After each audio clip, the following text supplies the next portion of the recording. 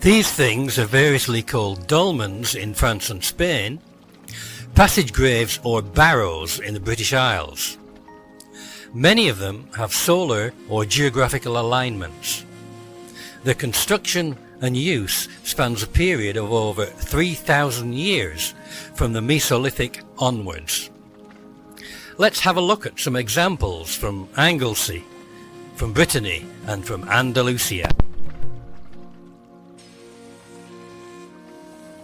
Bryn, Celli is a passage grave on the island of Anglesey, and it's about 5,000 years old, and it is aligned on the midsummer sunrise.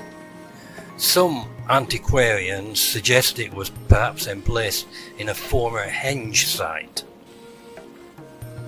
It has a proper passageway with orthostats and packing in between them, suggestive of being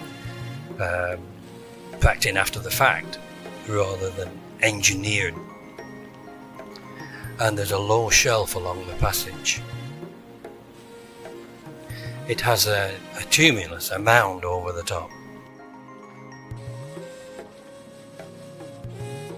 Leaping 1,000 miles to the south to Antequera in Andalusia gives two adjacent examples. The Dolmen de Menga is also aligned on the summer solstice and is about 5,500 years old.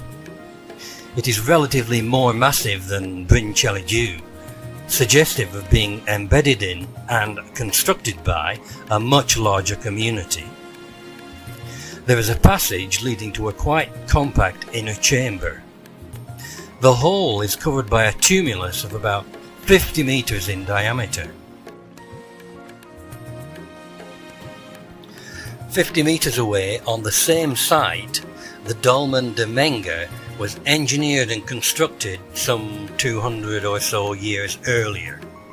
It is the biggest dolmen of its type in Europe and has entailed some very sophisticated construction techniques.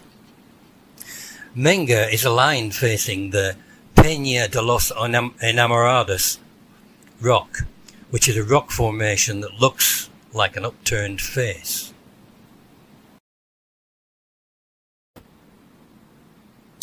The main capstone weighs about 200 tons and it's of relatively soft local rock.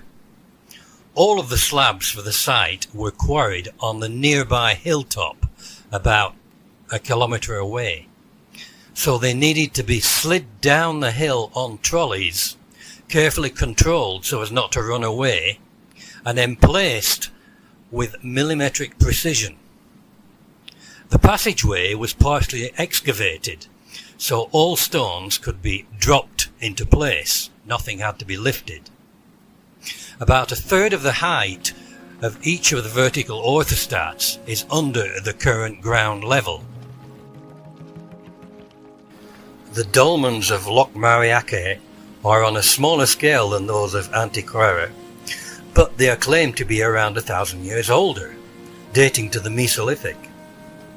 They are also part of one of the most complex megalithic arrangements visible anywhere. There are dozens of dolmens on the Locmariaquer Peninsula, and they're about 5 kilometers south of the enormously profuse alignments at Cornac. The Dolmen de Menga is about 6,500 years old, set in a grove and seems to have been refaced with concrete relatively recently, meaning in the last 100 or so years. There's a large capstone covering the chamber, a smaller capstone covering the short entrance passage, and the orthostats are uneven in height and width, so they are infilled with smaller stone blocks. Clearly not as well aligned as the Dolmen de Menga, but around 800 years older.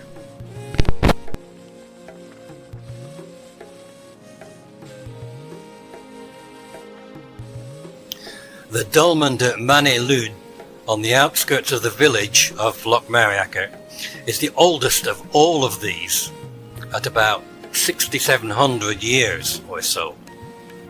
It has a capstone even larger than that of the Dolmen de Menga. Was it lifted into place, or was the passage excavated and the orthostats emplaced and top-filled underneath? It's unknown to date. At Manilud, the orthostats are more closely aligned than at Cerveres, but still with a certain amount of infill to pack them. However, still impressively engineered for 6,700 years old.